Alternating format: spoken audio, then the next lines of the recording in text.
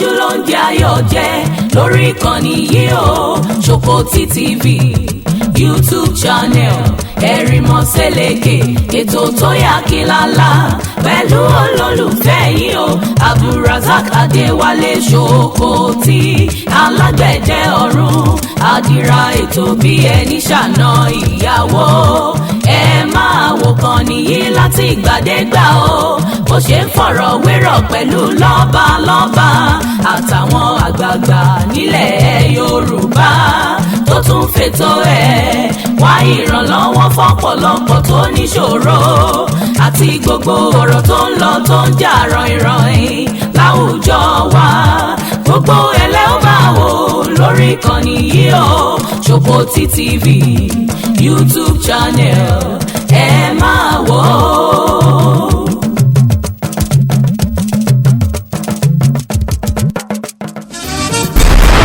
ètò yẹn tún lè yí o ìgbẹ́jọ́.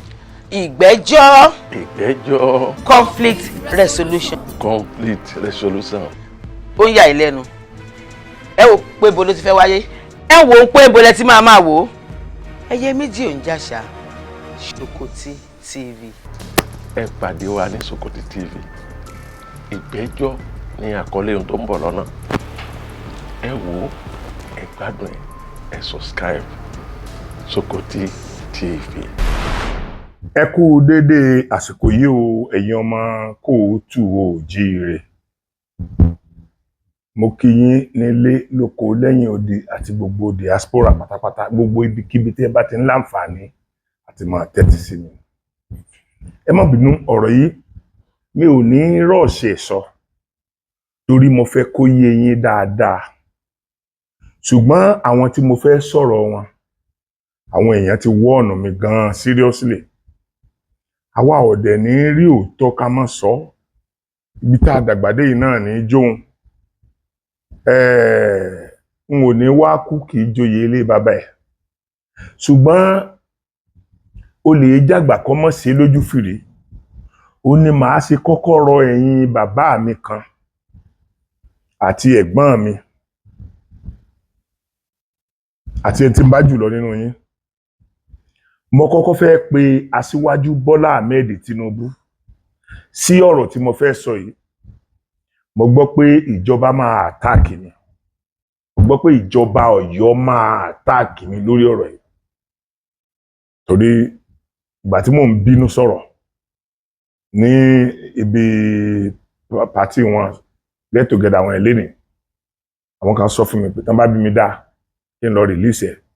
pé ṣe bí èmi mọ̀ pọ̀ yọ ni mo wà mo dẹ̀ bẹ́ẹ̀ ni so tí anything bá ṣẹlẹ̀ kódà tí èèyàn bá ta mi ń pẹ́ báyìí mo fẹ́ kí gbogbo ayé mọ ibi tí a máa wá sí. bàbá mi Olúbàdàn bàbá wa Ládọjà Àrùsà wà gbogbo ayé ló ti mọ̀ yín lórí òtítọ́ gbogbo ayé ló ti mọ̀ yín lórí òtítọ́ mo fi ọ̀rọ̀ yìí kọ́ ẹ̀yin náà lọ́rùn pé gbogbo ohun tó bá ṣẹlẹ̀ sí mi lẹ́yìn ọ̀rọ̀ tí mo fẹ́ sọ yìí ẹ mú ìjọba ìpínlẹ̀ Ọ̀yọ́ pàápàá jùlọ gómìnà ló ń ṣe aṣíwájú ìjọba gómìnà ló ń ṣe aṣíwájú ìjọba mo tún wá rọ commissioner of police lọ́yọ́ state ní tí mo ti gbọ́ ló mú mi sọ orí eléyìí tí nǹkan kan bá ṣẹlẹ̀ pẹ́rẹ́ mo fẹ́ kí ẹ mú ìjọba ìpínlẹ̀ Ọ̀yọ́ àwọn náà máa responsible fún tó ṣẹlẹ̀ sí mi. mo wá pe inspector general of police tí wọ́n jẹ́ ọmọ kóòtù oòjíire mo tún fa ọ̀rọ̀ yìí lé yín lọ́wọ́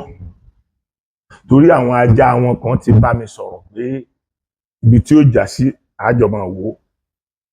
àfi tí Ọbájọ́yọ̀ ni mò ń gbé tí Ọbájọ́yọ̀ state ni mo wà mo dẹ̀ lọ́yọ̀ state mo wà kò sí tí ó ṣẹlẹ̀ ajá ò ní gbókéyìn rẹ̀ ọ yọ àgbò kan ò ní kàn kí rọ̀rọ̀ ọrùn rẹ̀ ó já sọnù ṣùgbọ́n màá fi lé ẹ̀yin tí ó bá tọ́ lọ́wọ́ kí wọ́n tó gbìmọ̀ràn agbára wọn tán fẹ́ ṣe yẹn.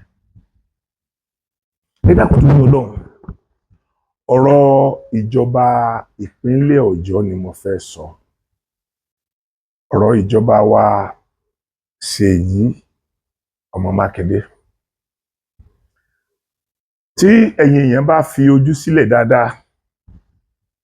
ẹ rí wípé kò sí ọmọ bóyá ọmọ tàbí bàbá tàbí ìyá onítíátà kan tó ń kọrin ire kí wọ́n. Màá dẹ̀ sọ ìdí tó fà á lénìí torí ọ̀rọ̀ pọ̀ náà wé kọ́bọ̀. Ìdí tó fà á ni pé ọdún tí wọ́n fẹ́ ṣe gómìnà lákọ̀ọ́kọ́, wọ́n ní àwọn rí ẹni tó ń ṣe gómìnà fún wa ní Ọ̀yọ́ nínú ẹgbẹ́ tiwa lọ́yọ̀ọ́, obìnrin tí mi fi dárúkọ. Wọ́n láwọn rí pẹ̀lú àwọn alátakò àwọn rí pẹ̀lú APC. Yáfọ́ wọ́n dá gbogbo wa nù. Wọ́n dá gbogbo àwa tó jẹ́ pé gbogbo local government tó wà ní Ọ̀yọ́ state pátápátá ni àwọn mẹ́mbà wa ti ń exist.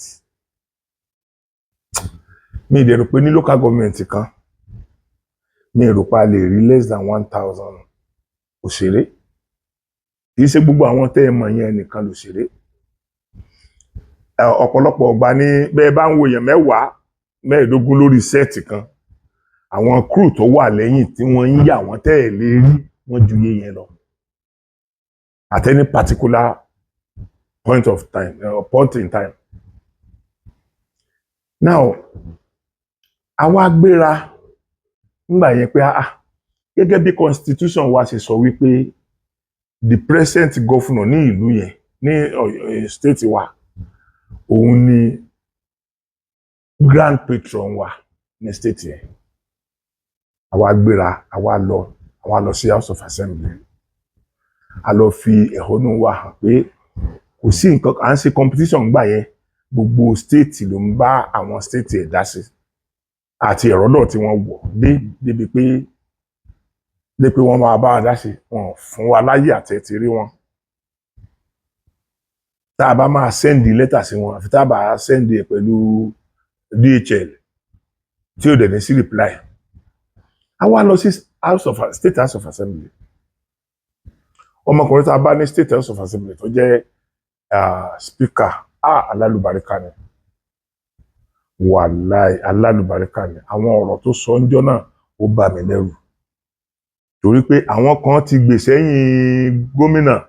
wọ́n kàn ń bú wa, wọ́n kàn ń sọ̀rọ̀, wọ́n ń sọ oríṣiríṣi. But as at that time, èmi sọ fún wọn wípé card carry member APC ni mí, mo sọ níbẹ̀ yẹn. Bọ̀bọ́ yẹn wá ní wọ́n sọ àwọn ẹni yìí sọ̀rọ̀ sílẹ̀, ẹni tí ò yẹ kó bú wọn nínú yín ó ń bú wọn.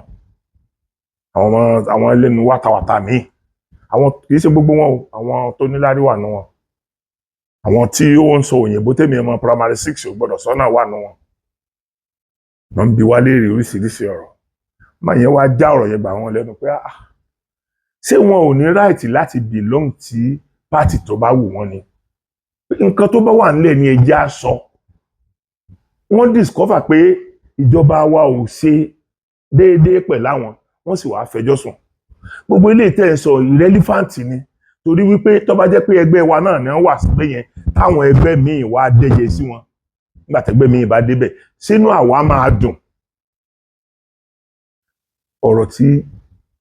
ẹni yẹn sọ ń jọ yẹn nìyẹn. Ó dẹ̀ bẹ̀ wá pé àárí changes.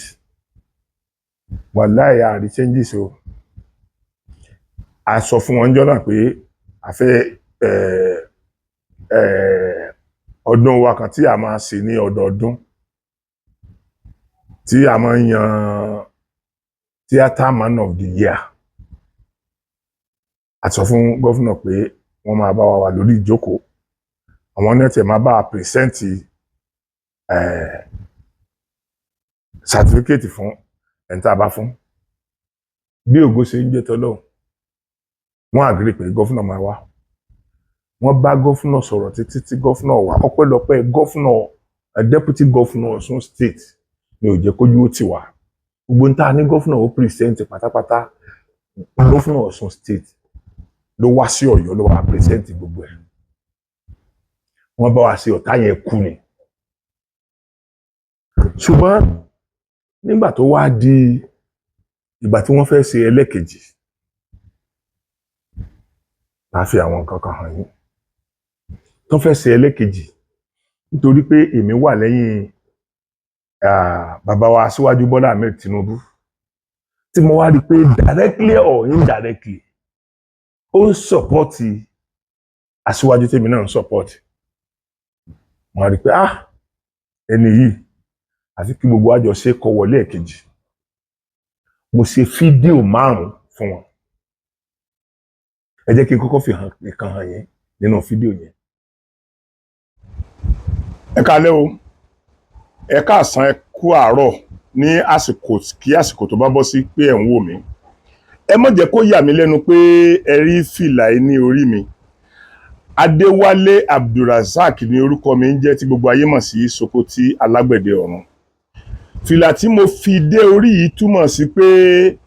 oore ni oore wọ́tọ̀. Mo wá bá ẹ̀yin bàbá mi, ẹ̀yin ìyá mi, ẹ̀yin ẹ̀gbọ́n mi, ẹ̀yin àbúrò mi ní ìpínlẹ̀ Ọ̀yọ́. Mo wá bá yín sọ̀rọ̀, mo wá bẹ̀ yín, mo wá tọrọ nǹkan kan lọ́wọ́ yín. Ọlọ́run Elédùmarè ò ní jẹ́ ká fojú sunkún ara wa. Engineer Ṣèyí Mákindé, a dúpẹ́ lọ́wọ́ ẹ o, a dúpẹ́, ìwọ náà ò ní fojú sunkún ọmọ o. Ẹ wò ó, báwo ni ò bá ṣe dùn tó nítorí pé Engineer Ṣèyí Mákindé ó dúró ti Bọ́lá Ahmed Tinubu. Wọ́n fi ti ọ̀rọ̀ pátì sílẹ̀, wọ́n gbé ti ìbí wọ̀ pé ojú ò gbọ́dọ̀ ti ìran àwọn. Nídìí ojú ò gbọ́dọ̀ ti ìran àwọn yìí, ọ̀pọ̀lọpọ̀ nǹkan ló nù wọ́n. Ṣé Yorùbá dẹ̀ sọ pé oore lóore wọ́tọ̀, oore la fi san oore. Bí Engineer Ṣèyí Mákindé bá fi ọmọ tiẹ̀ sílẹ̀ tó wá pọn ọmọ ọlọ́mọ nítorí PDP ni, tó dẹ̀ wá mobilize àwọn èèyàn láti dìbò fún Aṣíwájú Bọ́lá Ahmed Tinubu láti di ààrẹ for the first time tí ọmọ Yorùbá kọ́kọ́ di ààrẹ, for the first time tí ọmọ Yorùbá kọ́kọ́ jọ tí PDP àti APC nígbàgbọ́ wípé ọmọ Yorùbá làwọn tẹ̀lé. Ẹ jọ̀ọ́ ẹ̀yin ọmọ ìyá mi lọ́yọ̀ state, mo fẹ́ bẹ̀ yín ni, gbogbo ohun tí Engineer Ṣèyí Mákindé ṣe yìí ó tó ká gbóríyìn fún wọn, ó tó kí gbogbo àwọn ọmọ Ọ̀yọ́ state láti ilé látoko ká fi ìbò wa ká fi gbé wọn wọlé ẹ̀kejì. Kò tọ́ kí ọmọ Yorùbá padà dójú tì wọ́n torí àájò ọmọ Yorùbá ni wọ́n ṣe débi tí wọ́n ṣe délé nìyẹn. Àjíṣe bí Ọ̀yọ́ làárí, Ọ̀yọ́ ò ní ṣe bí bàbá ẹnì kọ̀ọ̀kan, àjíṣe bí Ọ̀yọ́ làárí. Ẹ̀yin ọmọ ìyá mi, mo forí adé bẹ̀ yín, mo fi ọrùn lẹ̀kẹ̀ mo fi bẹ̀ yín. Ẹ jọ̀wọ́ ní on the 11th of March oṣù yìí, ẹ jọ̀ọ́ ẹ jẹ́ ká fi ìbò wa gbé Engineer Ṣèyí Mákindé wọlé lẹ́ẹ̀kejì. Ọlọ́run Elédùmarè ràn wọ́n lọ́wọ́. Ṣèyí ẹ̀dá! Fídíò tí mo ṣe fún wọn nìyẹn àkọ́kọ́. Bí ògo ṣe ń jẹ́ ti Ọlọ́run títí di èní, mi ì rí ẹnìkan kó pè mí pé bàbá Sokoti ẹ ṣé o, thank you very much. Mi ì rí ẹnìkan kó pè mí débi pa tiẹ̀ máa ní òkè bàbá ẹjẹ́ àti ẹ̀fún yín ní nǹkan kan nínú gbogbo owó tẹ̀ ná sórí àwọn nǹkan tẹ̀ ń ṣe yìí o. Mo ń lọ stúdíò, mo ń lọ gbogbo ẹ̀. Ìgbà yẹn mi ò tí ì lè stúdíò ara mi. Oríṣiríṣi nǹkan ni mi ò tí ì lè ṣe ní stúdíò mi. Nígbà tí ó tún ṣe sáà, mo tún ṣe mí. Ṣé rí orí bíbá yìí story pọ̀ lórí episode yìí, mi fẹ́ kí but nígbà tí wọ́n wá wọlé tán, nígbà tí gómìnà wọlé tán, nítorí gbogbo tí mo ti ṣe tí mo fi bá àwọn ẹgbẹ́ àwọn èèyàn tí mo fi bá àwọn èèyàn sọ̀rọ̀, mo tún wá padà ṣe ìdúpẹ́ lọ́wọ́ gbogbo Ọ̀yọ́ state. Ẹ wo ìdúpẹ́ tí mo ṣe. Bá a bá ṣe ní lóore ọpẹ́ làádú. Mo dúpẹ́ Ọlọ́run ọba ayérayé, Olúwa mi tí ń jẹ́ èmi ni má ṣe bẹ̀rù. Olúwa, mo lè rú mi ò bá fojú sí lónìí ká ní Ṣèyí Mákindé ò wọlé. Kí ni èrè ọ̀rọ̀ táwọn èèyàn bá jẹ látara mi lénìí bí Ṣèyí ò bá wọlé? Olúwa, mo dúpẹ́ lọ́wọ́ ẹ o, ọba tí máa ń jẹ́ kí bíbẹ ọmọ abẹ àìrí bẹ́ẹ̀ mọ ọwọ́ ẹ̀ lọ́wà. mo dúpẹ́ pé ọdún àwẹ̀ tó ń bọ̀ yìí ò jẹ́ ká fi ìbànújẹ́ ṣe é lórí ọ̀rọ̀ Ṣèyí Mákindé. Ọlọ́run mo dúpẹ́ o. Mo tó wá dúpẹ́ lọ́wọ́ ẹ̀yin aráàlú, ẹ̀yin bàbá mi àti ìyá mi l'Ógbómọ̀ṣọ́, ẹ̀yin bàbá mi àti ìyá mi l'Ọ́yọ́, ẹ̀yin bàbá mi àti ìyá mi lókè Ògùn, ẹ̀yin bàbá mi àti ìyá mi ní Ìbàràpá méjèèje, ẹ̀yin ìyá lọ́jà, ẹ̀yin bàbá lọ́jà, bàbá wa Ìlàjì farm, Alhaji Abbas Ọlọ́kọ̀, Chief Mukaila Auxiliary, gbogbo yín ẹ ṣé ẹ kú àdúró tí o, ojú ò ní tì yín o, ẹ ní fojú sunkún ara yín o. Mo dúpẹ́ lọ́wọ́ yín o pẹ̀lú gudugudu méje yàyà mẹ́fà. Mo tún wá dúpẹ́ pé ìbò Ọ̀yọ́ state ó tún wá ní ìrọwọ́rọsẹ̀. A gbọ́ pé wọ́n pààyàn, a gbọ́ pé wọ́n gbóyàn bí, a gbọ́ pé wọ́n ṣe kinní bí. Ọlọ́run Lédùmarè, kò sí gbogbo tó bá ti ṣe o ti ṣe tán, gbogbo tó bá ti lọ́wọ́ sí o ti lọ́wọ́ sí tán. Ọlọ́run mo dúpẹ́ o. Ǹjẹ́ Ṣèyí Mákindé náà tí ẹ wá tán bá wa gbé adé ìlú lórí, Ọlọ́run ẹ má jẹ́ kó ṣìṣe o. Àwọn tí ó ṣẹ̀ tí ò ní dáríjì ẹ má jẹ́ kó ṣẹ̀ wọ́n. Gbogbo ibikíbi tó bá nawọ́ sí ẹ jẹ́ kó máa rí mú. Gbogbo ohun tó bá fẹ́ nìkẹ́ máa ṣe fún. Gbogbo ohun tí ò bá fẹ́ ẹ má dà sí lágbádá. Gbogbo ẹ̀yin Ọ̀yọ́ state, ẹ̀yin ọ̀rẹ́ mi ní Ìsọpàt, gbogbo yín mo dúpẹ́ lọ́wọ́ yín o. Àwọn ìyá lọ́jà wa, àwọn bàbá lọ́jà wa, ẹ ṣé ẹ kú àdúró tí o. Ó mọ̀ sí pé kò sí téèyàn, kò sí tọ́lọ́run ò lè ṣe. Ẹ̀yin èèyàn, ẹ jẹ́ ká ti bi ìsáná kíyèsí Ògùn. Lóòótọ́ Engineer Ṣèyí Mákindé ṣe dáadáa lọ́yọ́ state, ó ṣe dáadáa. Táwọn èèyàn bá ń ròyìn wọn lọ́tún, tán ń ròyìn wọn lósì, gbogbo dáadáa tí wọ́n wá ṣe yẹn ó tún wá kún dáadáa tí wọ́n ṣe parí tí wọ́n fi parí ẹ̀, tí wọ́n rò wípé ọmọ Yorùbá làwọn, pé ọmọ táwọn ò ní ṣèdí bẹ̀bẹ̀ rẹ̀ káwọn ó filẹ̀kẹ̀ síbi ọmọ ẹlòmíì. Ẹ bá rí nǹkan tí ojú Engineer Ṣèyí Mákindé rí lórí pé ó take decision, ó take courage pé ọmọ Yorùbá àkọ́kọ́ tí ó kọ́kọ́ ṣe olórí orílẹ̀-èdè yìí, bàbá wa Aṣíwájú Bọ́lá Ahmed Tinubu, gbogbo ohun tó ní láyé lòun ó fi dúró tì. Gbogbo ohun tó wá fi dúró ti Aṣíwájú Bọ́lá Ahmed Tinubu kò ní bàjẹ́ mọ́ ọ lọ́wọ́ o. Engineer Ṣèyí, gbogbo ohun tó fi dúró ti ọmọ Yorùbá kò ní bàjẹ́ mọ́ yín lọ́wọ́. Gbogbo ìwà tí jẹ́ ìwà Ọlọ́run ò ní gbà lọ́wọ́ yín o. Ìwà Ọlọ́run gbà lọ́wọ́ àwọn kan o. Bí Ọlọ́run ṣe gbà wà lọ́wọ́ àwọn kan, bẹ́ẹ̀ ló fi ìwà jẹ àwọn kan. Ìwà tọ́lọ́run fi jẹ yín, Ọlọ́run ní gbà lọ́wọ́ yín o. Ẹ jọ̀ọ́ torí Ọlọ́run, àwọn èèyàn kọ̀ọ̀kan tí wọn ò wọlé tó jẹ́ tsunami Aṣíwájú Bọ́lá Ahmed Tinubu ló gbé wọn lọ. Ẹ dákun torí Ọlọ́run, ẹ jọ̀ọ́ ojú ò ní tì yín. Ọlọ́run á rọ̀ yín lọ́rọ̀. Ọlọ́run á rọ̀ yín lọ́rọ̀. Ẹ mú fẹ́ kẹ́ rí bí ẹni pé bá a ti kọ́ pé ó máa rí nìyẹn.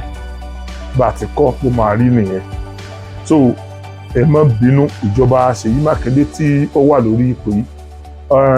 Ọ̀gá wa Ṣèyí Mákindé, ẹ dákun torí Ọlọ́run, ẹ má gbàgbé àwọn èèyàn yìí o. Ẹ má gbàgbé àwọn èèyàn tí àjọ jagun tí wọ́n farapa. Àjọ jagun ṣùgbọ́n wọ́n farapa. Àwa tí Ọlọ́run dẹ̀ jẹ́ ká gun òkè odò, ká Fáráò tó já, ẹ má jẹ́ á gbàgbé àwọn èèyàn yẹn o. Ojú ò ní tì yín o. Ẹ̀yin náà tún bá mi sọ fún bàbá wa Aṣíwájú Bọ́lá Ahmed Tinubu, gbogbo àwọn èèyàn tó jẹ́ pé nítorí tiwọn ni wọ́n fi fìdí rẹmi, ká má gbàgbé wọn o. Ẹ jọ̀wọ́ ojú ò ní tì wá. Ẹ̀yin Ọ̀yọ́, mo dúpẹ́ lọ́wọ́ yín o. Àti ọmọ Ọ̀yọ́ àti àjòjì lọ́yọ́ state àti àwọn alábàágbé wa, gbogbo yín mo dúpẹ́ lọ́wọ́ yín o. Ṣùgbọ́n kinní kan wà tó ṣe pàtàkì. Ẹ jẹ́ ká wo bí àwọn Yíbò ṣe wọ igi mú wa o. Tó bá kọjú sí wa káta, tó bá kọ ẹ̀yìn sí wa ká jẹ lọ́fà, tó bá kù àwa nìkan, ẹ jẹ́ á tún èrò ara wa pa o. Ẹ jẹ́ á tún èrò ara wa pa o. Bàbá mi, ẹ̀gbọ́n mi,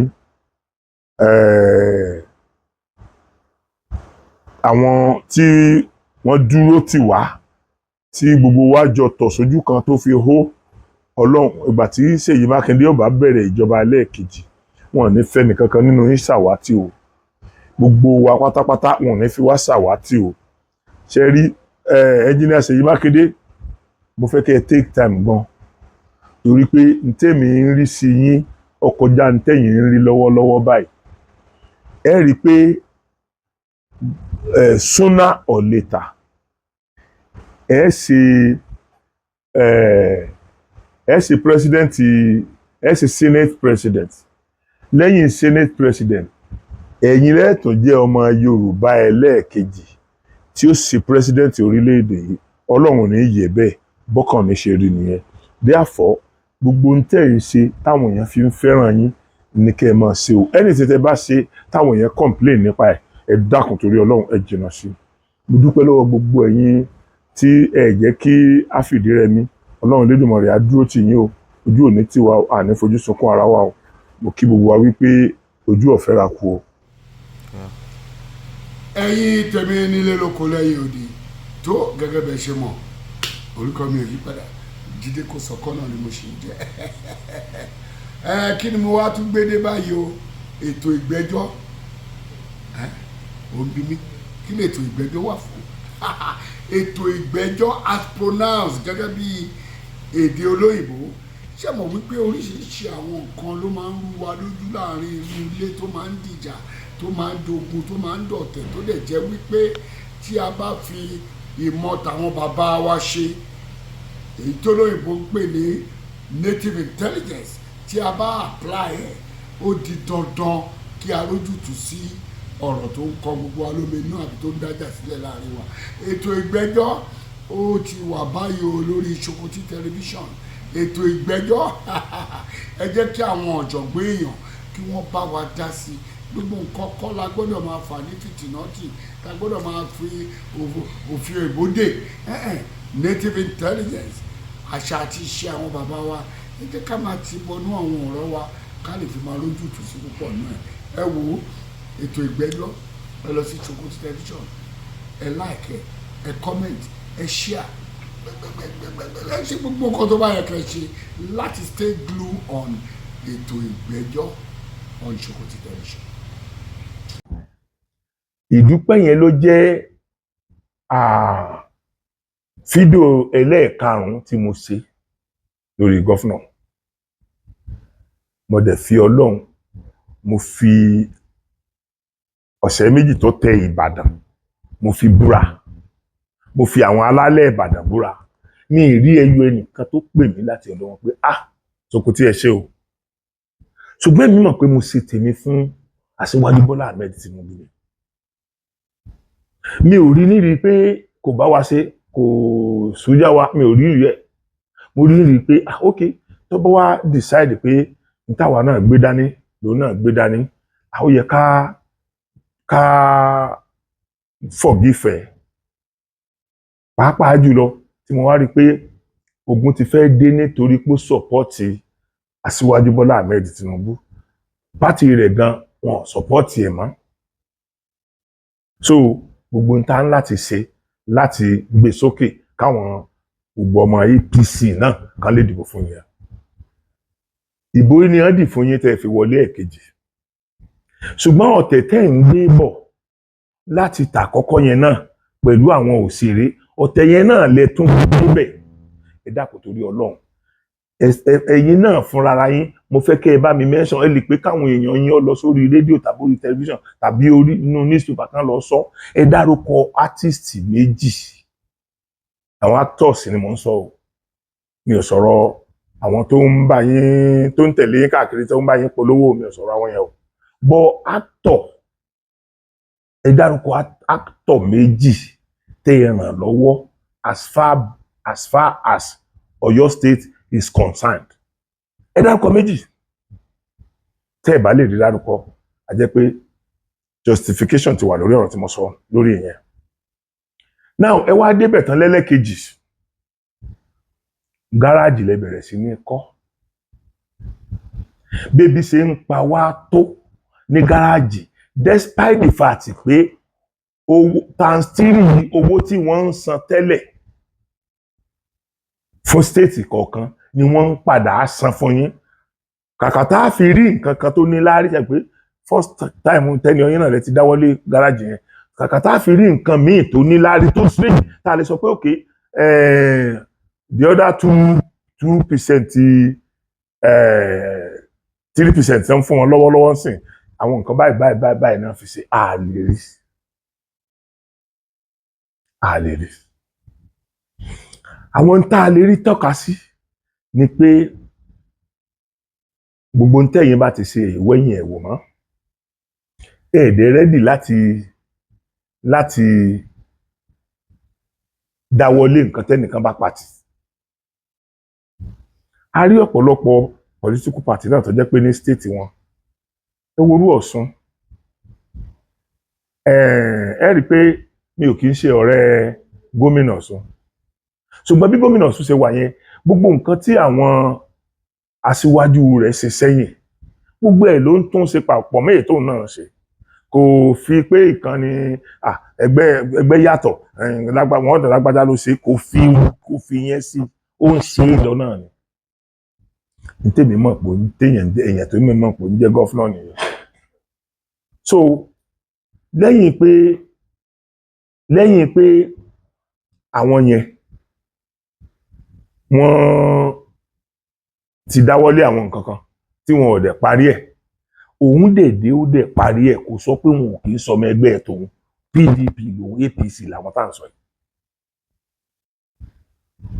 àwa kú olórí yẹn. Nígbà mo padà sí Ọ̀yọ́ gbogbo ohun tí Ọ̀yọ́ ṣe ẹ lọ wo ọjà Òjé òwe tó bá rántí ọdún tí tírélà pa èèyàn lọ rẹpẹtẹ lọ́jà Òjé kì í sọ̀nà kan ní tírélà ti pa èèyàn lọ bẹ́yẹn torí ojú ọ̀nà gan-an ni kálukú máa ń to ọjà àti èsì ẹ dẹ̀ tún ibẹ̀ yẹn ṣe kẹ́ ẹ lè enforce káwọn èèyàn wọn má jókòó síbẹ̀ mọ́ gbogbo àwọn tẹ́ ń fi síbẹ̀ àfi kán máa gbà tọrọ kọ́bọ̀ lọ́wọ́ ẹ̀yin náà dẹ̀ ní wẹ́yìn ẹ̀wò ṣé bẹ́yìn náà ń kọjá ń gbòòrò ìyàwó yín ń kọjá ń gbòòrò àwọn mọ̀lẹ́bí yín ń kọjá ń gbòòrò Ìbàdàn àwọn tẹ́jọ party chief tèyín wọ́n ń kọjá ní gbòòrò Ìbàdàn àwọn náà ń rí nǹkan yẹn mo ti fìgbà kan sọ wípé enforce law lórí àwọn nǹkan yìí padà sí. èyí tó wá le jù bẹ̀ pábánbárí ibẹ̀ ni pé gbogbo àwọn tó gbẹ̀yìn léyìn tẹ́ ẹ fi rí dé ipò gómìnà kò sí ẹyọ ẹnìkan báyìí pẹ̀lú yín mọ́. Gómìnà ṣé wọ́n dífá fọ́dún pé ọdún mẹ́jọ ò ní pé ni ṣé wọ́n dífá fún ẹ̀yin pé ọdún mẹ́jọ tẹ́ ń lò yẹn o kò ní pé mọ́. Now ìyẹn tó wá kéré ẹni tí ò lè rí owó ralẹ̀ mọ́ láéláé mi ò ròyìn pé o ṣùgbọ́n tá a mọ̀ láàmọ̀ ẹni Ọlọ́run bá mú so a mọ̀ pé èèyàn kankan ni ó tú sílẹ̀. So àwọn kan wà tí wọn ò lè dára ilẹ̀ 500,000 mọ́ ṣùgbọ́n Ọlọ́run ti kọ́lé fún wọn lásìkò tó ti pẹ́. Tẹ́ bá sí iye gómìnà tá a ti ní láti orí Bọ́lá Ìgè títí dé ni. So ntẹ́ mi ni pé gbogbo àwọn gómìnà yẹn wọn ò wá lọ́pọlọ láti rí wípé àwọn ní láti wó àwọn ilé yẹn ilé yẹn ò súnmọ́ títì ṣọ́ọ̀bù wọn tó wà ń bẹ̀ ò súnmọ́ títì àwọn tó ń kọ́lé síbẹ̀ wọn ò súnmọ́ títì. ìjọba brọ́dà mi Ṣèyí Mákindé wọ́n dẹ̀ tún lọ bẹ̀ ẹ lọ wo gbogbo ọ̀nà Wó road yẹn lọ sọ́nà ọ̀nà Ifẹ̀ road gbé gbogbo opposite Gbági nǹkan kan yẹn ẹ lọ wo gbogbo bẹ̀ ẹ lọ wo gbogbo àwọn ilé onílé ṣọ́ọ̀bù oníṣọ́ọ̀bù tí wọ́n wó bẹ̀ ẹ lọ wò wọ́n tó ti ń kọ́ gọ́fìmẹ̀ntì ti ń kọ́ kankan síbẹ̀ tó bá jẹ́ pé ó risk ni kì í ṣe pé hospital kọ́ lẹ̀ ń kọ́ síbẹ̀ o school kọ́ lẹ̀ ń kọ́ tẹ́ ẹ bá kọ́ hospital síbẹ̀ á ní ẹ bá wọn wà náà lè fẹ́ sọ lórí tẹ́ ẹ bá kọ́ hospital síbẹ̀ á ní àwọn èèyàn wa náà ni ẹ fẹ́ máa protect life wọn kì í ṣe pé ẹ fi kọ́ yàrá àgbàlódé kan tí yóò mọ̀ mójútó àwọn èèyàn ẹ tó fi ń kọ́ ṣọ́ọ̀bù tẹ́ẹ̀tàn ta. Brọ́dà wa Mákindé wọ́n ní gbogbo ilẹ̀ tí ń bẹ lọ́yọ̀ọ́ lẹ̀ ti fẹ́ẹ̀ tà tán àwa náà dẹ̀ rí gbogbo Agodi garden kankan yẹn gbogbo ibi tí bàbá wa Ajímọ̀bí yọ ọ́lẹ̀ tán fẹ́ fi kọ́ 5-star hotel tá bá kọ́ 5-star hotel yẹn a mọ iye àwọn èèyàn tí ó mọ̀ ṣiṣẹ́ ń bẹ̀ ó lè má jẹ́ ọmọ Ìbàdàn nìkan bò ọ̀pọ̀lọpọ̀ Yorùbá ni ó ṣiṣẹ́ ń bẹ̀ bí elédè míì gan bá ṣiṣẹ́ ń bẹ̀ ó ń gbé Ìbàdàn ni tí o kò sí tó burú nù kí ẹni tó bá ń ṣiṣẹ́ ń bàdàn ẹni tó bá ń gbé Ìbàdàn kó jẹ nínú ọlá Ìbàdàn torí ó sì ń ṣe àwọn náà ó sáà máa san tax wọ́n máa san kankan so kò sí tó burú ṣùgbọ́n bí ògo ṣe ń jẹ́ tọlọ́hun gbogbo nǹkan ẹ̀yin yìí upside down ni ilẹ̀ ibẹ̀ yẹn náà sì ni àti ìmọ̀ bóyá ẹ ti ta torí gbogbo igbó àgàdà tó ń bẹ lọ́nà cultural center yẹn lẹ́tí bóònù lọ ó túmọ̀ sí pé ẹ ti tà wọ́n ọlọ́run ní ṣe yín lárugún bàbá wa Olúbàdàn bàbá wa ẹnìkan yìí máa jẹ kílẹ̀ ọ̀fẹ́ ẹ sì ń wo Ṣèyí Mákindé níran tí Ṣèyí Mákindé fi ń ta gbogbo ilẹ̀ tán fi ń lé gbogbo àwọn èèyàn nílẹ̀kulẹ̀ ẹlòmíì orí burúkú ti bá látijọ́ Ṣèyí Mákindé ti dé lẹ̀ ó lọ yálé gbé ni àtúnrẹ́ ẹlòmíì tó jẹ́ pé ó gba ilé tí ò lè afford láti máa rówó ilé san tí wọ́n tún ti lé mẹ́ báyìí ṣé àá lé àwọn èèyàn sọ̀rùn báyìí ni iṣẹ́ ọwọ́ ẹnjìnìà Ṣèyí Mákindé dẹ̀ ni. Now wọ́n ní táwọn èèyàn bá ń bá yín sọ̀rọ̀ kúkú ní sọ̀rọ̀ adákẹ́ mọ́ fọ̀hún àṣìmọ́tẹ́ni tó ń ṣe ní sọ̀rọ̀ ṣùgbọ́n tí inú yín ilẹ̀ ẹ̀ sí ẹ dákun èmi ò lè máa ka méjì méjì ṣùgbọ́n gbogbo àwọn tẹ́ ẹ̀ tán ṣùgbà yín tẹ́ ẹ̀ máa ń wá lọ́ọ́lé ńgbà kan tó jẹ́ pé ilé wọn lẹ́ẹ̀ ti ṣe weekend àwọn tí mò ń sọ yìí ṣe mẹ́wàá o bàbá ọlọ́pọ̀ èèyàn wà nítorí pé mo close mọ́ ọlọ́pọ̀ èèyàn mo fi dárúkọ wọn bàbá ọlọ́pọ̀ èèyàn wà níbi àtàwọn èèyàn ńláńláńláńlá nílùú Ìbàdàn yìí orí ló ń dúró fún àgbàmúmi wọ́n dúró fún yín débi téèyàn dúró dé bàbá ṣe bíbí náà lè fi san fún wọn ta ni nínú wọn tẹ rántí má báyìí ta ni nínú wọn tó lè wá sí State House kò sí èmi ò fi gbogbo ara ṣe politics torí mi ìdìpọ̀ ńbẹ̀ mo kàn jẹ́ kárí mẹ́mbà APC ni ṣùgbọ́n nígbà tí bàbá wa Jímọ̀bí wà lórí ipò yẹn ẹ máa rò pé àwa òṣèré a ní offices nínú secretariat yẹn ni wọn bí wa rẹ káwọ nígbà tí wọ́n ti gbé wọn débẹ̀ tó bẹ́ẹ̀ wọ̀ tá làwa kí làwa fẹ́ pera wa. Now wọ́n dẹ̀ ń sọ̀rọ̀ yìí èmi ti wá bìlì pé ok tá a bá lè sọ lé ojú yín á sá sọ lẹ́yìn yín láfíà tí mo ti wọ́ọ̀nù yín tán títí pé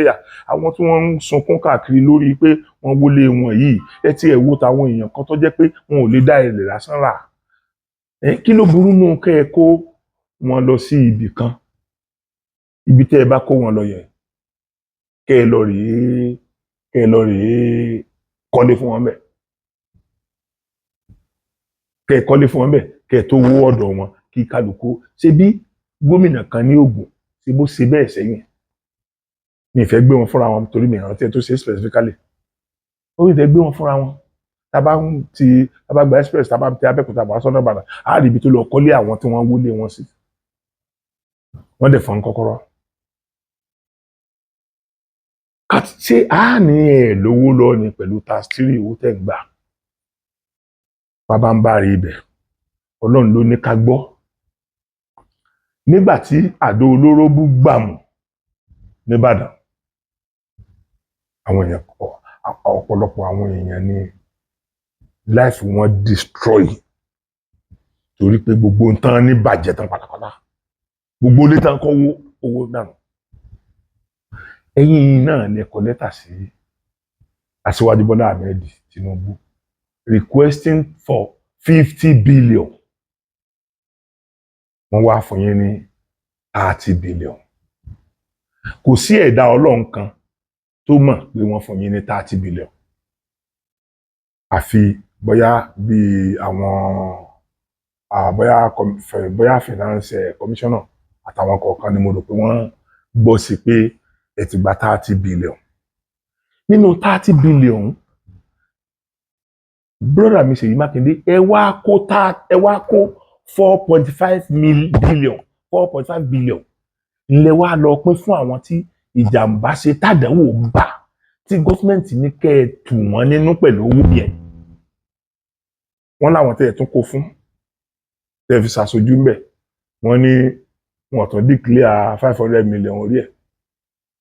Àwọn náà ṣe yẹn lájẹmọ́nú. Àdẹ̀gbọ́n kankan mọ́. Àgbọ̀n kankan mọ́. Nígbà tí èyí ṣe pé kò síbi tẹ́ ẹ lè náwó sí ni bàbá ẹ wo iye owó tẹ́ ẹ ń waste dànù ní kí ni wọ́n porúkọ ẹ̀ ní secretariat àti ẹ̀pẹ̀ ní conference hall ẹ wo iye tẹ́ ẹ fẹ́ fi owó tẹ́ ẹ fẹ́ fi kọ́ conference hall yẹn ó ju iye tí wọ́n fi kọ́ gbogbo government house yẹn lọ. Ẹ fẹ́ fún bẹ̀rẹ̀ náà ní facelift ẹ fẹ́ kọ́ kinní kan hall conference hall ẹ wá wo iye tẹ́ ẹ ti gbà náà ẹ wo iye tẹ́ ẹ yọ fún. Ṣé bí tẹ́ ẹ bá tiẹ̀ ń jẹ wá ṣé bí ó yẹ kẹ́ ẹ máa fàtẹ́gùn sí kó má bàa ní wá lára kó má bàa kàn wá. Gbogbo adúrú owó yẹn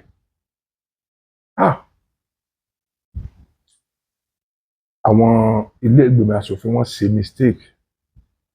Gbogbo ẹnikẹ́ni tó bá wà ní ipò gómìnà wa ṣe mọ̀ pé wọ́n máa ń declare asset wọn kan tó wọlé every year ló yẹ kán máa declare asset wọn yẹn so that gbogbo nǹkan tá a bá ti rí lórúkọ wọn lẹ́yìn tí wọ́n declare ká mọ̀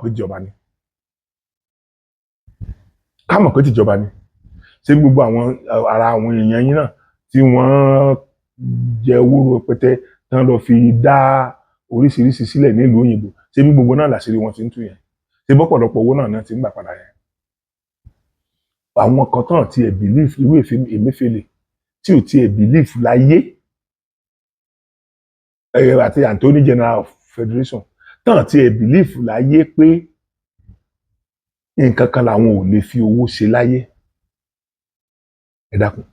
àwọn méjèèjì wà on trials. Bọ̀yẹ tó ń dùn mí jù ni pé níjọ́ tí Anthony General of Federation pẹ̀lú gbogbo tó ṣe fórílẹ̀-èdè pẹ̀lú gbogbo tó orílẹ̀-èdè ká mọ́ lọ́wọ́ yẹn ṣe mọ̀ pé bí pléènì rẹ̀ ṣe ń bà báyìí àwọn èèyàn tún lọ fi jó pàdé ẹ̀ ni.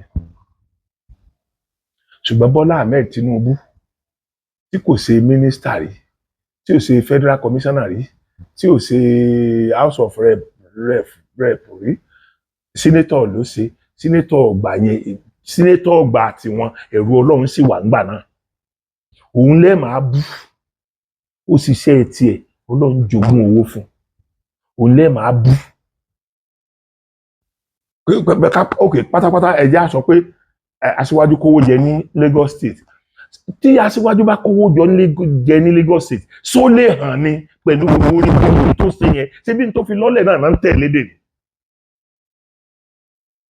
Tí Lagos State bá wá jẹ́ the best state all over Africa tó jẹ́ the best state tó a ti mọ̀ pé ẹni tó bẹ̀rẹ̀ rẹ̀ ni tí wọ́n dẹ̀ ṣe tí wọ́n ṣe kí ni máa pè lédè Yorùbá tí wọ́n ṣe ìfilọ́lẹ̀ pé iye ọdún báyìí láàdé bí báyìí tí wọ́n tó lọ rẹpẹtẹ bẹ́yẹn. Now pẹ̀lú bí ìyẹn tí wọ́n á ṣe jẹ́ yẹn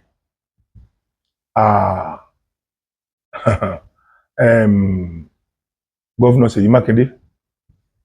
ìgbà tẹ́ ẹ fẹ́ ṣe pabambarì rẹ̀ lénìí aṣọ tí mo wọ̀ lọ́bẹ̀ náà lélẹ̀ tí mo fi ṣe fídíò yìí cultural center ni mo lọ lónìí kò dé sí nǹkan tó mú mi lọ cultural center Délé Odùlé ló pè mí àtàwọn èèyàn kan pé ká pàdé ohun cultural center ọ̀pọ̀lọpọ̀ nínú wa la gbọ́ ń pa tẹ́ǹsì ẹ fẹ́ ṣe 50 years sí àjọ̀dún 50 years sí ọdún tí wọ́n dá Ọ̀yọ́ state sílẹ̀ ẹ sì mọ̀ pé gbogbo ọmọ Ọ̀yọ́ state pátápátá tí wọ́n lórúkọ táwọn náà dẹ̀ ti ṣe gudugudu méje yàyà mẹ́fà wọ́n wà lù yìí àwọn tẹ̀ ń bá bínú pé wọn ò tẹ̀lé yín gbà olólóṣèlú àpá wà mí. So gbogbo ń tẹ́ ẹ dì sọ́kàn nígbà fọ́ọ̀sì yìí mú yín yẹn náà kò tí ì tán ó máa wà nínú yín tẹ́ ẹ fi parí ọdún 8 ni. Bàbá ṣé wọ́n dé fa apọ́dún 8 ò ní pinnu. Ẹni tó bá jẹ gbèsè tó dógún ọdún kọ́mọ́yọ̀, ẹni tí wọ́n jẹ ní gbèsè tí wọ́n dá 20 ọdún fún náà kóun náà má bànújẹ́ torí tó bá pẹ́ tó yá 20 ọdún náà ń bọ̀ àkọlà. Ọ̀ǹtàn lọ. Now ẹ wá ń ṣe yẹn wọ́n gbé fíìmù káàkiri ẹ̀pẹ́ fíìmù káàkiri fíìmù ẹ̀ ń tẹ́ ẹ gbé wá fíìmù ọmọ Yorùbá ni kì í ṣe fíìmù Haúsá kì í ṣe fíìmù Ìgbò. Àwa ò lè bínú pé fíìmù kan lẹ gbé wá nítorí pé bàbá tó ní fíìmù tẹ́ ẹ gbé wá bàbá wa á dè lọ. Gbogbo wa ló ti ṣe gudugudu méje yàyà mẹ́fà fún. Láti Kaduna mo wà nínú iṣẹ́ wọn kan orí mo wà ńbẹ̀ bá a mọ̀ ṣe ti tàbí Kaduna dé. Ẹlẹ́kejì wọ́n ń ṣe kí náà ń porúkọ ẹ̀ 13 kan gbà yẹn nǹkan mi ni mo play prominent role ńbẹ̀ ọlọ́pàá náà mo ṣe ńbẹ̀. Ara àwọn nǹkan tán fi ń mọ̀ mí díẹ̀ nìyẹn. So bàbá yẹn ò ṣẹ̀ mí bàbá yẹn dẹ̀ ní ráìtì pé kí wọ́n tiẹ̀ pọ́nlé ní gbogbo ibikíbi ilẹ̀ Yorùbá. Kúnlé Afọláyan tó wá jẹ́ ọmọ rẹ̀ Ọlọ́run ò ṣe Kúnlé ní arúgún ọmọ. Ọlọ́run ò ṣe Kúnlé ní arúgún ọmọ. Bàbá wọn náà bímọ tó pọ̀ bá ṣe bímọ tó pọ̀ tó náà Ọlọ́run jẹ́ kí ìjà yẹn ó pọ̀ jù wọ́n sì tún lè gbé àwọn fíìmù bàbá wọn sí so Ọlọ́run ò ní ṣe gbogbo alárùngún Ọlọ́run ò ṣe Kúnlé Afọláyan ní arùngún. So ẹ wá jẹ́ kí n pé Kúnlé Afọláyan òun ló pe Ọ̀gá Bello ẹ jẹ́ kí n sọ pé òun ló pe Jídé Kòsọ́kọ́. Jídé Kòsọ́kọ́ nìkan mo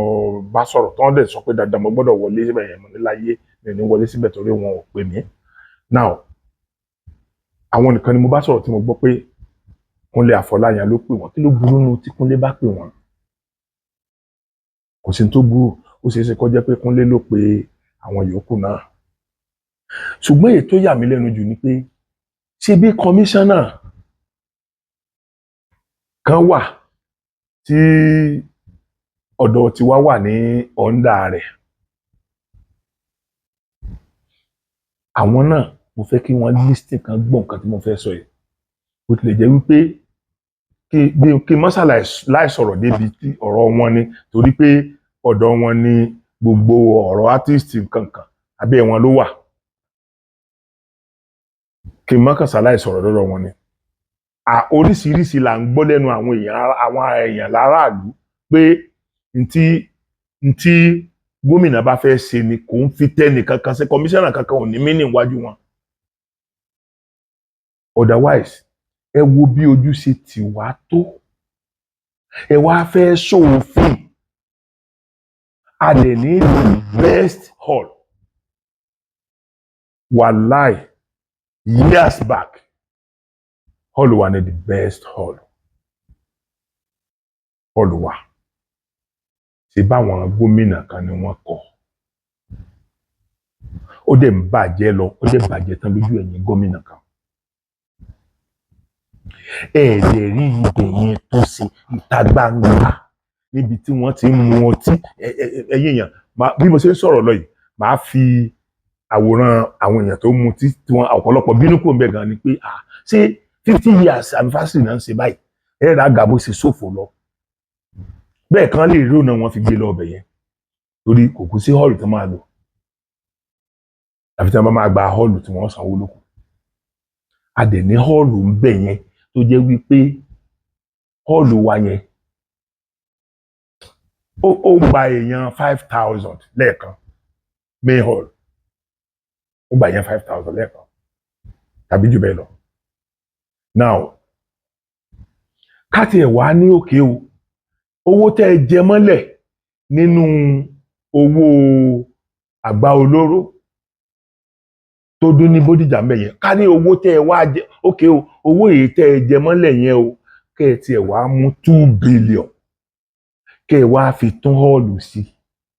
Ọlọ́run ló mọ iye èèyàn tí ó tara bẹ̀ sórí ire because ẹ gba àwọn workers tí ó jẹ́ ọmọ Ọ̀yọ́ state èyí nìyẹn tí wọ́n máa gba sálárì tí wọ́n fi máa bọ́yàwó tí wọ́n fi máa bọ́ ọmọ. Ẹlẹ́kejì ni pé owó tí ó máa mú wá kò sí họ́ọ̀lù kan ní Ọ̀yọ́ state yìí tó súnmọ́ tó bá jẹ́ pé wọ́n tún ṣe tó bá jẹ́ pé wọ́n tún ṣe. So automatically ṣé báwọn kan náà wọ́n kọ́ họ́ọ̀lù sílẹ̀ tó jẹ́ pé họ́ọ̀lù yẹn náà fi ń live gbèsè ayé wọn sí. Kí ló burú nù kíjọba ó mú kẹ́ẹ̀tì ẹ̀ wá mú nù very little amount tẹ́ ẹ jíkù yẹn wọ́n ní ẹ fáwọn èèyàn 30 billion ẹ ná 4.5 billion fún wọn. Àṣẹ̀ǹgbọ́ngbà tọ́rọ̀ yíwọ́ tí gómìnà àná ní Èkìtì state tó tú àṣírí. Ṣé bí ìgbà tí wọ́n tó kọ́kọ́ tú àṣírí yẹn ní tẹ́ ẹ kọ́kọ́ sọ ni pé kọ́ lọ mú proof wá ẹ mọ̀ pé proof lè wà lọ́wọ́ ẹ̀. Ìyẹn wá sọ̀rọ̀ ìyẹn wá pàpà lọ mú proof ọ̀hún wá làwọn àfẹ́rí pé òkè 50 billion lẹ́ request fún ṣùgbọ́n ìjọba fún yín ní 30 billion kí ẹ lọ fi báwọn ará àdúgbò yẹn tún lé wọn sí. Ọ̀pọ̀lọpọ̀ ní òrówó yanjú ilé yẹn tó kàn wọ́n ò tó wọ́n ṣe anything nínú ilé tó ṣẹlẹ̀ sí wọn. Ẹ̀yin dẹ̀ láyà nínú 30 billion ẹ declare 4.5 billion 4.5 billion fáwọn tí jàǹbá ṣe. Ẹ̀yin tí nǹkan kan ò mú ẹ jẹ́ ká sọ pé ti bí yẹ 5 billion ẹ̀yin tí nǹkan kan ò mú ẹ dá kó 25 billion sápò. Àwa ti di kankan gbọ́ rí pé federal government ṣe nǹkan kan fún yín. Àti ibẹ̀ kankan gbọ́ rí. Now àwa dé ibẹ̀ yẹn lénìí ibi tó ti yẹ kẹ́ ẹ tún ṣe tún ṣe kẹ́ ẹ tiẹ̀ mú nínú owó tẹ́ ẹ ná tẹ́ ẹ lẹ́ẹ̀ ná kù yẹn tẹ̀sẹ̀ ń sọ ọ́ sìn pé ó wà ní àpò ìṣúná ìjọba tí mo sì mọ̀ pé ó kù díẹ̀ ẹ fẹ́ kú òǹbẹ̀ náà wọ́n ó wọ́ọ̀dì tìyín náà ó wọ́ọ̀dì tìyín torí àṣejù tìyín pọ̀ gbogbo nǹkan lẹ́tí ta tán. Ẹ lọ béèrè lọ àwọn ará Agbági ṣé ìrọ̀rùn ni wọ́n fi ń ra àwọn ṣọ́ọ̀bù wọn ni. Ẹ lọ béèrè lọ àwọn tí àdánwò ti bá tó jẹ́ pé wọ́n gba ṣọ́ọ̀bù wọn gbà tán kọ́ tán nínú Gbági yẹn àwọn yẹn ò lè afford láti rà padà mọ́ torí iye tí wọ́n ń demand fún. Àwọn ọmọ Ìgbò tán wá lágbára àti lè san any amount àwọn náà wá pọ̀jù àwọn náà ti pọ̀jù ń bẹ̀rẹ̀ pẹ̀tẹ́ǹsì. Very small time sí tá a bá tán rírú bàbá wa Ṣèyí Mákindé yìí ní the next governor ó yẹ kẹ́ ẹ ti mọ̀ pé ọmọ Ìgbò ti gbági mọ́ wa lọ́pọ̀ pátápátá tí ò ní sọmọ Yorùbá ń bẹ̀ mọ́ torí ẹ mọ̀ wọ́n náà á nídìí àti parọ́ tanra wa jẹ́ ẹ mọ̀ wọ́n náà. Ibi èyí tí mo sọ fún yín lẹ́ẹ̀kan màá fi hàn wá màá fi díẹ̀ hàn wá nínú àwọn èèyàn tí mo record mo kàn ní kí mọ́níjà mi ó fíù ibẹ̀ yẹn kan lásán nínú orí òkè níbi tá a ti ń ṣe fàájì tó jẹ́ pé àwọn Nigeria Brewery ni wọ́n rẹ́ǹtì ibẹ̀ lọ́wọ́ ìjọba ò lè tún ibẹ̀ ṣe fúnra ara wọn wọ́n wá demarcate ara wọn sí ibi pé gbogbo nǹkan tí Nigeria Brewery ń ṣe nìkan náà lè tà ń bẹ̀ ìjọba ló dẹ̀ bẹ̀ ìdàkùn sórí ire nìyẹn jẹ́ fún àwa ọmọ Ọ̀yọ́ state ní pàápàá jùlọ àwa ọmọ Ìbàdàn àbórí mi. So àwọn tí mo ń sọ yẹn àti president wa Latin Mr. Latin ó dàbí pé kí náà ń kúrúkọ ẹ àti ìyáwó ẹ̀rọ àtọ̀nkúbí náà ó dàbí ẹni pé Afọláyan ló pè wọ́n ṣùgbọ́n Ọ̀yọ́ state ò dìmú ẹ̀ fíìtì láti pe ẹyọ ẹnìkan òkè káti ẹ̀ ní òkè o nínú ìta à ń ṣe lọ́wọ́ yìí o títí ọjọ́ grand final o àti ẹ̀ ní àwọn èèyàn kan nínú àwọn òṣèré tá a máa fún ní ẹ̀bùn owó kọ́ ni mò ń sọ o pé àti ẹ̀gbéga pé ẹni yìí ó ṣe dáadáa nílùú tá a bá ń ya iṣẹ́ ẹyọ kan lọ́wọ́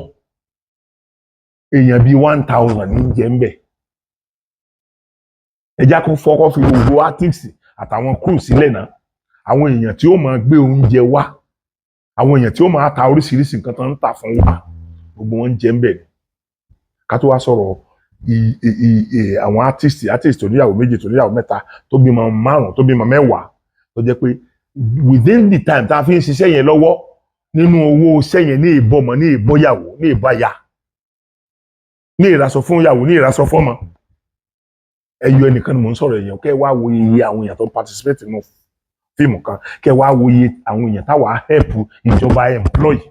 kí ni ìjọba wa ń ṣe fún wa in return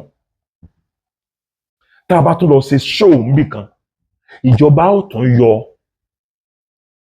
àwọn board of internal revenue wọn ó tún yọ owó tiwọn apart from owó tí hall bá yọ ibo lẹ ń gbà ràn wá lọ́wọ́ gan a sanwó fún National Film and Video Censors Board a sanwó fún Nigeria Copyright Commission kí lẹ fi ń pè wá báàgì a wà ní àwọn òṣèré wọn rún pa bó la ṣe ní rọpa a ní enabling grant kankan láti strive ríṣì tẹ́ fi rí pa àwọn ọmọ Ìgbò súré overtake wa nìyẹn wọ́n ti ń claim pa àwọn làwọn kọ́kọ́ dá tíátà alẹ́ ṣùgbọ́n àwọn tí ó put record straight wọ́n ti put ẹ̀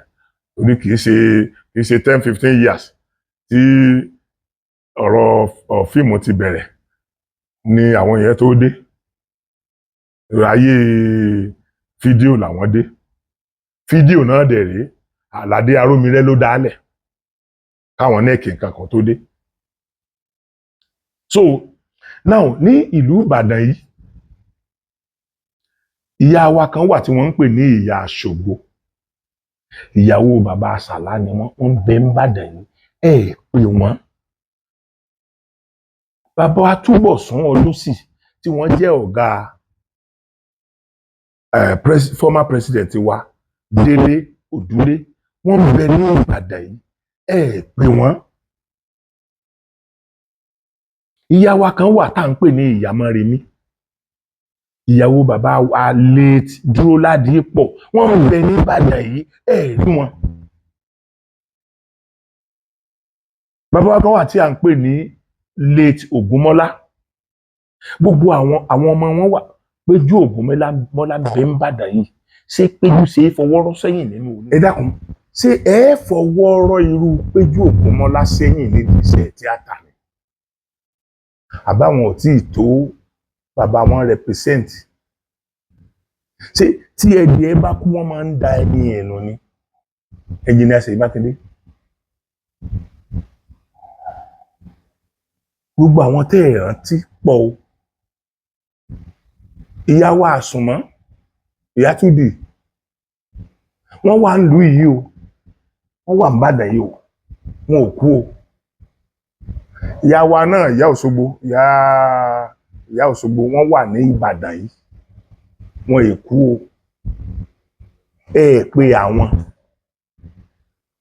irú Fọ́kòkò ń bẹ ńlẹ̀ pé bọ̀dá Pápálọ́lù wọ́n wà ńlẹ̀ pé wọ́n bọ̀dá Jìnàdù wọ́n wà ńlẹ̀ pé wọ́n àwọn ọmọ tán tó ti làákùn láàká irú Róòsì Òdìkà gbogbo ìgbésí ayé Ìbàdàn yìí ló ti lò pé òun dẹ̀ ní igbákejì ààrẹ nínú ẹgbẹ́ tiwa pé ṣe mọ̀ pé gbogbo àwọn tẹ́ ẹ pè yẹn wọ́n lè mọ̀ọ́mọ̀ pé pé àwọn èèyàn yìí because ọwọ́ àwọn tán rí àti wọ́n fẹ́ fọ́ọ̀sì wa wọlé dandandandandandandan ká ní wọ́n mọ̀ pé pé wà ó ṣeé ṣe kán mọ̀ wá torí àwa ò kì í dìtẹ̀ ara wa onítíátà ò kì í dìtẹ̀ ara wọn tí ò bá dẹ̀ ti pọ́n ilé àti mọ̀ pé kò pọ́n bí ilé náà nìyẹn ẹ wo gbogbo àwọn tí mo kà á lẹ̀ yẹn èmi wà nílẹ̀ pè mí àwọn ọmọ Dólárì pọ̀ pẹ́ nìkankan gbogbo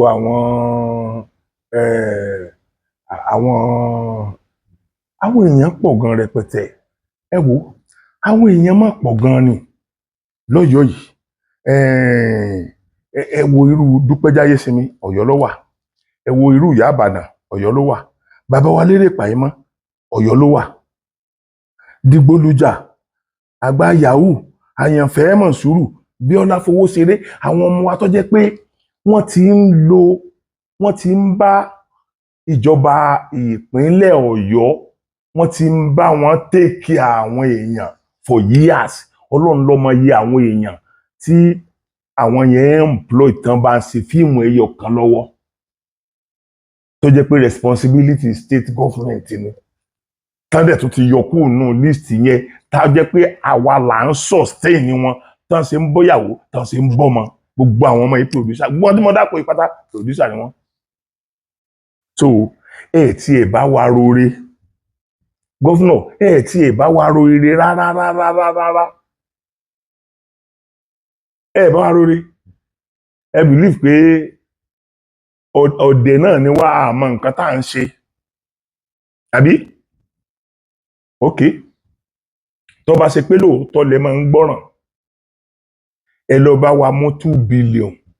nínú 25 billion tó kù lọ́wọ́ yín yẹn ẹ lọ bá wa tún cultural center sí ọ̀pọ̀lọpọ̀ àwọn èèyàn ni ó gbé dìde ọ̀pọ̀lọpọ̀ àwọn wọ́kàsí ibẹ̀ yẹn náà sìn bíi Ọlọ́run Olódùmarè mọ̀mọ́ sí àwọn ẹni ẹlẹ́ni ní àrèbí pa o gbogbo àwọn wọ́kàsí tán ṣiṣẹ́ ń bẹ̀ yẹn èló lẹ̀ ń fún wọn èló ni nígbà tẹ́ ẹ̀ tí ẹ̀ rántí ibẹ̀ tí ẹ̀ rántí pé ibì kan wà tó ń yẹ cultural center hall tó wọ́n ẹ̀ rántí pọ̀ ẹ̀ system mọ́ tẹ́ ẹ bá wá ṣe gbogbo eléyìí náà gómìnà tẹ́ ẹ bá mú jẹ sáà ní ẹlẹ́dàá tiwa ni tó bá wá yá wọn ni wọ́n ń wí hunt yín pé nítorí pé kì í ṣe ọmọ PDP ni wọ́n ṣe PDP yín ọ̀ǹgan náà alàgbà Ṣèyí Mákindé PDP yín ọ̀ǹgan igun èwo lẹ́wà ẹ̀yin náà lẹ sọ PDP yẹn di abara méjì ẹ̀yin lẹ sọ di abara méjì náà ń sìn báyìí àti ìmọ̀ èyí tó jẹ́ authentic PDP àìmọ̀ èyí tó jẹ́ authentic PDP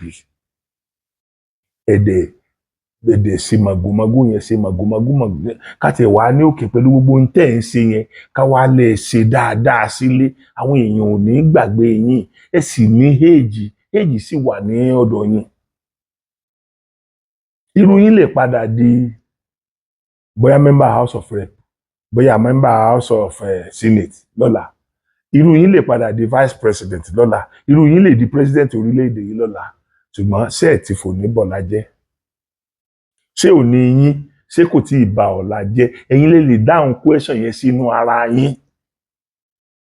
ṣẹ̀ṣẹ̀ ẹ̀dẹ̀ believe pé bẹ́ẹ̀ làwọn Ọ̀yọ́ gọ̀ tó bẹ́ẹ̀ ni gbogbo èèyàn gọ̀ tó lọ́yọ̀ọ́ tó fi jẹ́ pé bẹ́ẹ̀ bá fààyàn kalẹ̀ nínú PDP sìn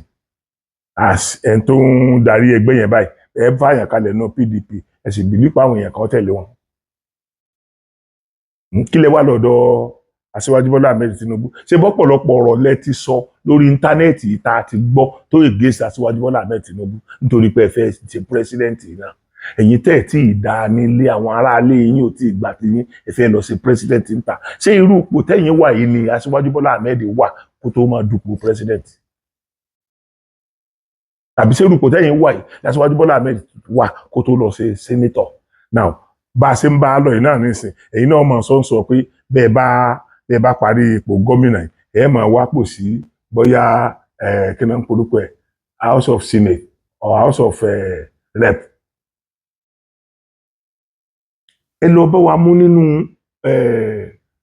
25 billion tó kù yẹn ẹ bá wa fi 2 billion kún cultural center ṣe ẹ bá wa fi bíi 10 billion kọ́ ilé fáwọn èèyàn tí ẹ ti sọdọ̀ lórí ibú yìí ẹ bá wa kọ́ ilé fún wọn bó tiẹ̀ jẹ́ 2 bedroom flat pé lẹ́lẹ́ kọ́ fún ẹnì kọ̀ọ̀kan after all àwọn tẹ́ ń padà kọ́lé fún bẹ́yẹn ń sin àwọn ilé tẹ́ ń padà kọ́ yẹn ẹ tà fáwọn èèyàn kan ní owó lẹ́ máa gbà lọ́wọ́ wọn náà ẹ má jẹ́ kí wọ́n fi owó bà ti àwọn indigene Ọ̀yọ́ state jẹ́ èmi ò ní ẹ gbọ́ mi ò dẹ̀ ní ẹ má gbọ́ ṣùgbọ́n tó bá wù yẹn ẹ tákù mi o ẹ tákù mi gbogbo àwọn tó yẹ kí n fẹjọ́ yín sùn gbogbo àwọn Attorney General ni o Commissioner of Police IG of Police ni o bàbá wa Olúbàdàn gbogbo wọn mo mọ̀ pé wọn ò ní sùn èmi ò ní ẹ má pa mí èmi ní ọ̀pọ̀lọpọ̀ àwọn olóṣèlú èèyàn ni wọ́n pa èmi ò ní ẹ má pa mí tí irú mi ṣe máa ní kinní kan ta la mú tó pa Bọ́lá Ìgè nígbà tíjọba lọ́wọ́ nú ẹ̀ ta la mú tó pa Délé Gúwá nígbà tíjọba lọ́wọ́ nú ẹ̀ ta la mú tó pa Sùlẹ̀ Adédèjì nígbà tíjọba lọ́wọ́ nú ẹ̀ ta ni Abíọ́lá ta ló pa nígbà tíjọba lọ́wọ́ nú ẹ̀ tá a mọ nǹkan kan mọ́ lórí ẹ̀ ni so táwa sọrú èmi ṣùgbọ́n ńgbà míì báyìí ni mo ṣe tí mo fi mú ẹ̀rùn ìsín jẹ ẹ̀rùn máa ń mú jura wọn lọ ẹ̀rùn máa ń mú jura wọn lọ so ẹ mọ́ try mi torí gbogbo àwọn èèyàn tí mò ń jà fún orí wọn á wà lẹ́yìn mi orí wọn á yà lẹ́wọ́ àìrẹ́ mi béèyàn bá pariwo jù mọ́ mi jù ń di steering mo gbà pé ara àwọn ìránṣẹ́ yìí tẹ̀ rán sí mi nìyẹn wàláì orí ahọ́n kò kí n tó mú láéláé bí wọ́n bá sì ní wọn ó mú òní ọ̀la ni wọn ó mú àìmálágẹmọ lórí ewé àìmárọ̀gìdìgbà lálẹ́ odò wọ́n yìí mọ́mọ́ ọlọ́rọ̀ láàrin ìlú tí wọ́n bá ti ní kí wọ́n málágẹmọ lórí ewé báyìí yóò dèwé lọ ni wọ́n bá ní wọ́n márọ̀gìdìgbà lálẹ́ odò yóò bòdò ọmọ bódò sàn ni wọ́n bá ní kí wọ́n mọ ọlọ́rọ̀ láàrin ìlú ọmọ ọlọ́rọ̀ adaṣọ borí adé eégún èsìléwọ̀ kánà mo kàn ń fẹjọ́ yín sùn torí pé amọ̀ntẹ́ lè ṣe amọ̀ntí ìjọba lè ṣe ni mo fi ń fẹjọ́ yín sùn gbogbo àwọn ayé gbogbo ẹ̀yin èèyàn tẹ́ wà ní diaspora mo tó ń ṣẹlẹ̀ lọ́yọ̀ state ni mo sọ fún yín o wọ́n ti sọ wá di gbẹ̀wù dání irú ìjọba èyí tó wà ń bẹ̀ ń sìn kọ́lọ́run Elédùmarè ọmọdé àrírú ẹ̀ mọ́ nípínlẹ̀ Ọ̀yọ́ o irú ìjọba Ṣèyí Mákindé Ọlọ́run Elédùmarè kò ní jẹ́ ká ìjọba kó ti létà Ọlọ́run ní jẹ́ ká nírú ẹ̀ mọ́ o bàbá mi Olúbàdàn ẹ ti dórí oyè báyìí o gbogbo èèyàn ló gbọ́ ọmọ Yorùbá ló dẹ̀ ń wà lẹ́yìn ló sọ̀pọ̀tì yín lọ́wọ́lọ́wọ́ báyìí bá mi àsìkò tẹ́ lé já ìjà yẹn rèé ẹ má jẹ́ gọ́fúnà kan sọ wádà lákìsà ẹ má jẹ́ kí gọ́fúnà kan sọ wádà láì lásọ nígbà tó bá kó gbogbo aṣọ wa tàtàn ojú òní tí ì bá mi ẹ jẹ́ kí n fi kinní yìí mọ báyìí kọ́ mọ́ bá àgùn àgòjù mo kí gbogbo ọmọ kóòtù òjìrì pé ojú ọ̀fẹ́ ra kọ.